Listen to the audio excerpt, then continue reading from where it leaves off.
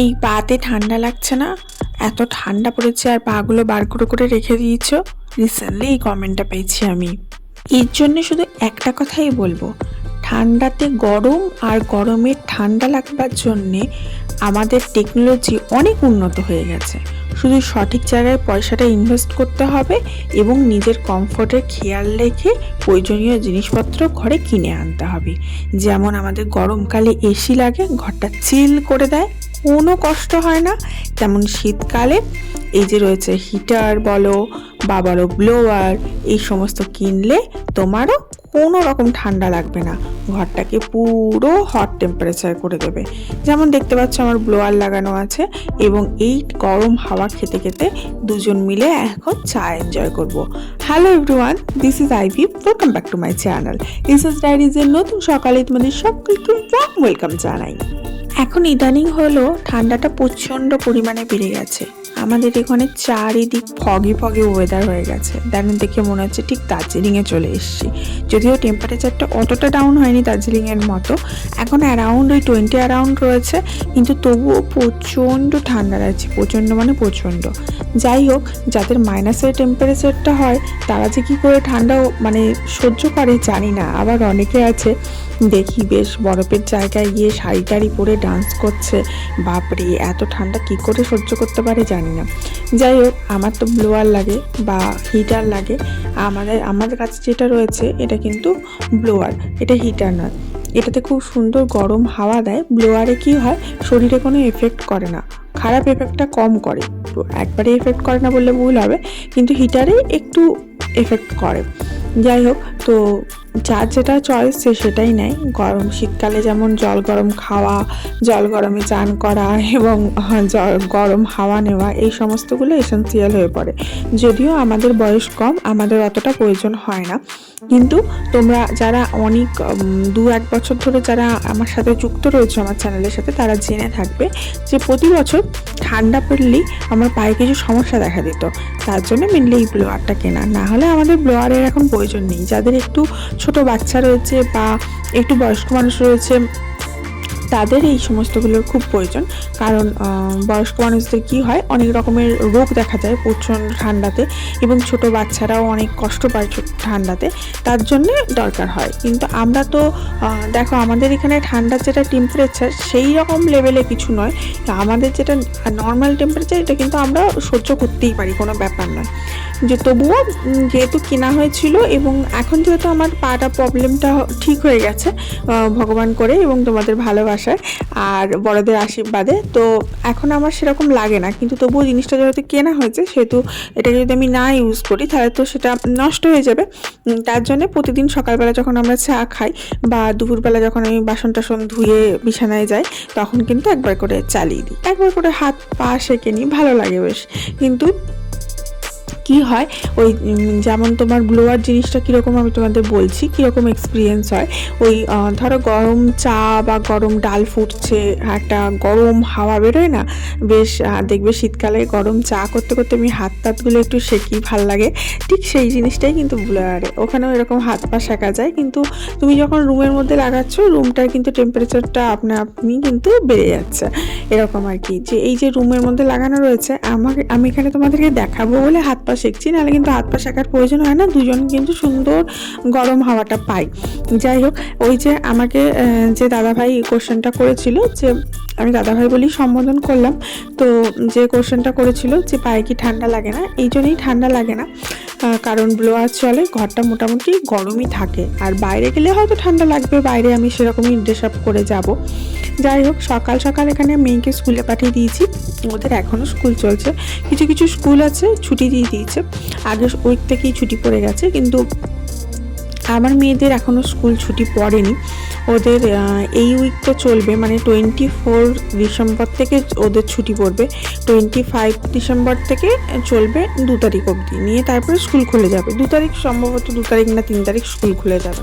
তো এই হচ্ছে ব্যাপার, ওদের খুব একটা ছুটি দেয় না, যেহেতু কনভেন্ট স্কুল নয়। যাদের কনভেন্ট স্কুল তাদের একটু বেশি ছুটি দেয় এই সময়টা, কারণ ওরা জিসাস ক্রাইস্টের অনেক রকমের রিচুয়ালস, অনেক রকমের অনুষ্ঠান পালন করে, তার জন্য। তো আজকে সকালবেলা গরম গরম মোমো বানিয়েছিলাম। মোমোটা না আমি পুরোপুরি ময়দা দিয়ে বানাইনি, আটা আর ময়দা মিক্সচার করে বানিয়েছিলাম। আর ভেতরে কিন্তু পুর দিয়েছিলাম চিকেন একটু রাখা ছিল, রাখা ছিল, তো সেটাই পুর দিয়ে দিয়েছিলাম, দিয়ে খেয়েছিলাম। খুব ভালো হয়েছিল খেতে। আর ঘরে গরম গরম মোমো বানালে কার না ভালো লাগে বলো। সস দিয়ে সুন্দর খেয়ে নিলাম। মোমোর আলাদা কোনো চাটনি আমি বানাইনি, সেই সমস্ত চাটনি আমি কোনো দিনই বানাই না, আমি তো সস দিয়েই খেয়ে নিই এবং আমার ঘরে সবাই খেয়ে নেয়। তো ওই মোমো বানাতে একটু সময় লাগে, এটাই যা, বাট খেতে কিন্তু ভীষণ ভালো লাগে, ভীষণ টেস্টি লাগে। আর ঘরে বানানো জিনিস তো অবশ্যই টেস্টি হবে। তবে হ্যাঁ, যতই আমি এখানকার মোমো খাই না কেন, যখন আমি দার্জিলিং যাই সেই রুটের মোমো, আর দার্জিলিং কালিম্পং যখন যাই, প্রতি বছরই প্রায় আমরা যাই, এই নিয়ে 3-4 বার আমাদের যাওয়া হয়ে গেল। মেয়ের যখনই গরমের ছুটি পড়ে তখনই একবার করে ঘুরে আসি। তো তখন ওখানকার যে মোমো খাই সেই মোমোর স্বাদ কিন্তু এখানে পাওয়া যাবে না। অসাধারণ সুন্দর এক প্রকার মোমো ওরা বানায়, অসম্ভব সুন্দর এক ধরনের নরম আর জুসি মোমো। তবুও চেষ্টা করলাম, কিন্তু ওদের মতো হয়নি। তাই কখনো হয়, একবারে তো ওদের মতো হবে না, ওরা হচ্ছে প্রো। যাই হোক, এখানে আমি আর আমার মেয়ে স্কুল থেকে আসার পর বসছিলাম। ওর কিছু প্রজেক্ট দিয়েছিল স্কুল থেকে, সেগুলো জমা করতে হবে এবং ওর কিছু কাজ ছিল, সেই সমস্তগুলো আমি দেখে নিচ্ছিলাম। তো ওই যে বললাম, সকালের দিকে একবার ওখানে লাগাই এবং বেলা হয়ে গেলে দুপুরের দিকে ব্লোয়ারটা এখানে লাগিয়ে মানে বেডরুমে লাগিয়ে নিয়ে এখানে সুন্দর গরম হাওয়াটা বেরোয়। এখানে আবার একটু গরম হাওয়াতে বসি, খুব বেশিক্ষণ নেওয়া যায় না, গরম হয়ে যায় তো খুব। এই হালকা একটু নিলাম, তারপরে বন্ধ করে দিই, এরকম আর কি। আর জলের বোতলগুলো দেখছো, এগুলো ওই ব্লোয়ারের সামনে দিয়ে দিই, গরম হয়ে যায় বেশ সুন্দর, জানো তো। আর ব্লোয়ার কিন্তু বেশিক্ষণ নেওয়া যায় না। তুমি যদি ভাবছো যে লেপের তলায় ব্লোয়ার দিয়ে শুয়ে পড়বে, সেটা নিতে পারবে না, গরম হয়ে যাবে, প্রচুর গরম হয়ে যাবে, খানিকক্ষণ নিয়েই বন্ধ করে দিতে হয়। যাই হোক, এখানে এত গরম করছিল, ব্লোয়ার নেওয়ার ফলে আমি আবার সোয়েটারটাও খুলে দিলাম আর মেয়েকেও টুপিটা খুলিয়ে দিলাম, কারণ রুমটাও পুরো গরম হয়ে গেছে আর কি। তো তোমরা যদি ভেবে থাকো যে এই রুমটাই সব বন্ধ, এই জন্যই বন্ধ রেখেছি, যেমন এসি চালালে তুমি সমস্ত তোমার দরজা জানলা বন্ধ রাখতে হয়, না হলে ঘরটাকে ঠান্ডা করতে পারে না। ব্লোয়ারও ঠিক সেরকমই, এসির মতনই জিনিস, ঘরে দরজা জানলা বন্ধ করেই তোমাকে চালাতে হবে, যাতে ঘরটাকে সে টেম্পারেচারটা কন্ট্রোল করতে পারে, গরম করতে পারে, এই হচ্ছে ব্যাপার। তো যাই হোক, মেয়ের সাথে এখানে খানিক সময় কাটালাম। সাধারণত মেয়ের সাথে সময় কাটাতে সময়ই হয়ে ওঠে না, সকালের দিকে এত কাজের ব্যস্ততা থাকে, রান্না বান্না, ভিডিও বানানো, এই সমস্ত করে। তার মাঝখানে আমার প্যাকিং চলছিল ওদিকে, আমি ওদিকে খানিকটা প্যাকিং করে এসেছি, আর মেয়েটার কিছু কাজ ছিল, ওগুলো দেখে নিলাম, নিয়ে আবার যাবো আবার বাকিটা প্যাকিং করতে। তারই মাঝখানে রান্না বসিয়েছি, সবই একসাথে চলছে।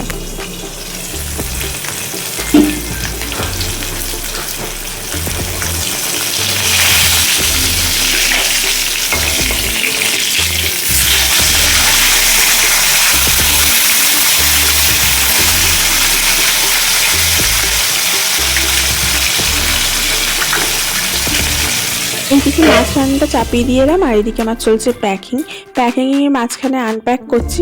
আনপ্যাক মানে এই সমস্ত জিনিসগুলো কিনেছিলাম নতুন।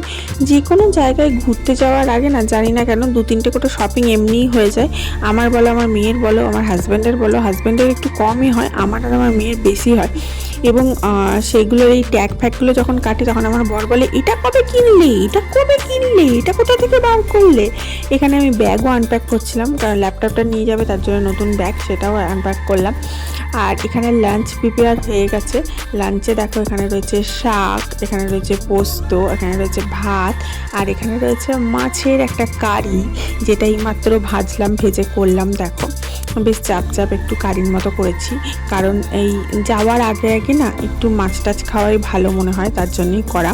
যাই হোক, এই দিয়ে আজকে লাঞ্চটা সারলাম, এবং লাঞ্চ সারার পর আমি আর আমার হাজব্যান্ড বেরিয়ে গেছিলাম। টুকিটাকি কিছু কেনাকাটা ছিল। এই দেখো, বাইরে ঘুরতে গেলে একটু কেনাকাটা লেগেই থাকে, কিচ্ছু করার নেই। তো ওই সব করতে গিয়ে বেরিয়েছিলাম। আর এখানে কাগজ ফুল দিয়েছে আমার বর এনে। আমার এই সময়টা আমাদের গোটা দুর্গাপুর জুড়ে কাগজ ফুল ফোটে, জানো তো, ভীষণ ভালো লাগে দেখতে রাস্তাগুলো, আর আমার ভীষণ প্রিয় একটা ফুল, ভীষণ ভালো লাগে কাগজ ফুল।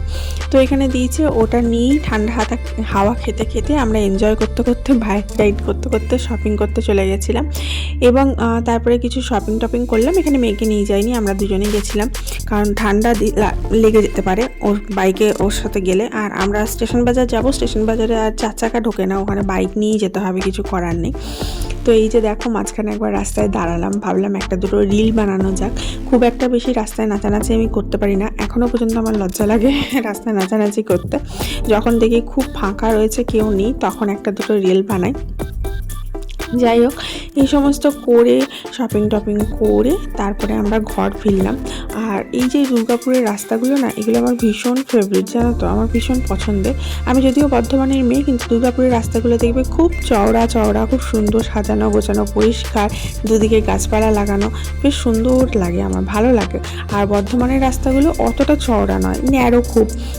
গজিওটা শহর তো, মানে প্ল্যান করে করা সিটি নয়, তার জন্য গজিওটা শহরের রাস্তা খুব ন্যারো হয়।